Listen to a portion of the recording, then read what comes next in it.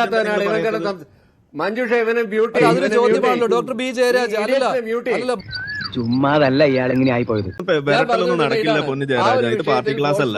Okay, നിങ്ങൾ പറയുന്ന മണ്ടത്തരം ഇവിടെ നമ്മൾ ചൂണ്ടിക്കാണിക്കും. പാർട്ടി ക്ലാസ്സിൽ പോയിട്ട് വിരട്ടൊക്കെ മതി. ഓക്കെ, അതൊന്നും ഇവിടെ ഇറക്കണ്ട. നമ്മളെയാണല്ലോ കുറച്ചുകൂടെ മര്യാദക്കൊക്കെ സംസാരിക്കും. എന്താ ചെയ്യാ, ഒരാളെ സംസാരിക്കാൻ അനുവദിക്കാതെ ഇയാള് പറയാനാണോ പോയിന്റ് പറയാൻ ഞാനിരിക്കുന്നത്? പോയല്ലേ എന്ത് ചീറ്റി? പോയിന്റ് പറയണോ വേണ്ടെന്ന് ഞാൻ തീരുമാനിക്കാം. താൻ ആദ്യം വായടക്കേ. ശശിയെ എന്നാണ് ഈ പറയുന്നത്? ആരിഫ് ഹുസൈൻ എന്തിനാണ് ഞാൻ പറയുമ്പോ കയറി ഇടപെടുന്നത്? നിങ്ങൾ മണ്ടത്തരം പറയുന്നത് മര്യാദ ഇല്ലാത്ത, ഇത്ര മര്യാദ കെട്ട, വിവരം കെട്ട ഒരു വർഗീയവാദിയെ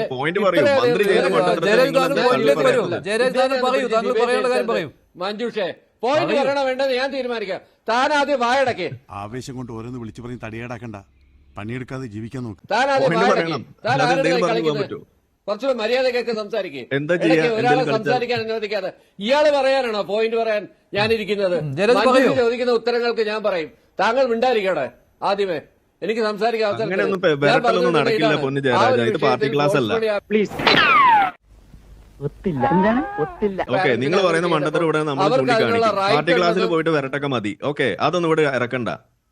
ഓക്കെ, മേടിച്ചിട്ടുണ്ടെങ്കിൽ ഇസ്ലാമിനെതിരെ ഞാൻ പലയിടത്തുനിന്ന് വാങ്ങിച്ചിട്ടുണ്ട്. അത് എന്റെ ഇഷ്ടം അല്ല, പറഞ്ഞേ ഉള്ളൂ. എനിക്ക് പറയാനുള്ള കാര്യത്തിൽ എന്തെങ്കിലും പ്രശ്നം ഉണ്ടെങ്കിൽ നിങ്ങൾ പറയും. ഒരു തെറ്റ് ചൂണ്ടിക്കാണിക്കേ. നിങ്ങൾ പറയുന്നതിൽ തെറ്റാണ് ഞാൻ ചൂണ്ടിക്കാണിക്കുന്നത്. ഇവിടെ മന്ത്രി അവിടെ ന്യൂനപക്ഷത്തെ ഇതുപോലെ എന്താണ് ബസ് എന്ന് പറയുന്ന രീതിയിലേക്ക് ചെയ്തു. അതാണ് ഉണ്ടായത്. എന്തുകൊണ്ട് ക്രിസ്ത്യൻ മൈനോറിറ്റിയെ മന്ത്രി അവിടെ തിരസ്കരിച്ചു? എന്താ നിങ്ങളുടെ മൈനോറിറ്റി പ്രൊട്ടക്ഷൻ എന്ന് പറയുന്ന ആ കുന്ത്രാണ്ടം ഇത് കിട്ടണത് നീ മേടിച്ചോ? എന്താ ഉണ്ടായത്? എന്ത് വിവരമില്ലാത്തവനാണ് ഇവൻ മഞ്ജുഷ ഇവന് ബ്യൂട്ടി. ഡോക്ടർ ബി ജയരാജ് അല്ല, മൈനോറിറ്റി പ്രൊട്ടക്ഷൻ എന്തുകൊണ്ട് ഇവിടെ കഴിയില്ല പൊന്നു ജയരാജ. അതുകൂടി ചേർത്ത് പറഞ്ഞോളൂ. ജയരാജ് മറുപടി പറഞ്ഞോളൂ. ജയരാജ് മറുപടി പറയട്ടെ. ജയരാജ് പറയട്ടെ, പറഞ്ഞു തീർക്കട്ടെ. പെൺകുട്ടി 8ാം ക്ലാസ്സിൽ പഠിക്കുന്ന ഒരു കൊച്ചു കുഞ്ഞിനോടാണ് ഇങ്ങനെ ചെയ്തത്. അതിനെ വേർതിരിച്ച് നിർത്തുക, അതിനെ ചീത്ത വിളിക്കുക, അതിനെ ഒറ്റപ്പെടുത്തുക. കഴിഞ്ഞ ദിവസം ഒരു കുട്ടിയെ, ഈ ഒരു സ്വകാര്യ സ്കൂളിൽ നിന്ന് ഒരു കുട്ടിയെ ഫീസ് കൊടുക്കാത്തതിന്റെ പേരിൽ ഇറക്കി വിട്ടു, ബസ്സിൽ നിന്ന് ഇറക്കി വിട്ടു. കേരളത്തിലാണ് ഇതൊക്കെ നടക്കുന്നത്. മനഃപൂർവ്വം പറയണതല്ല, ജന്മനാ വിദ്യയാണേ.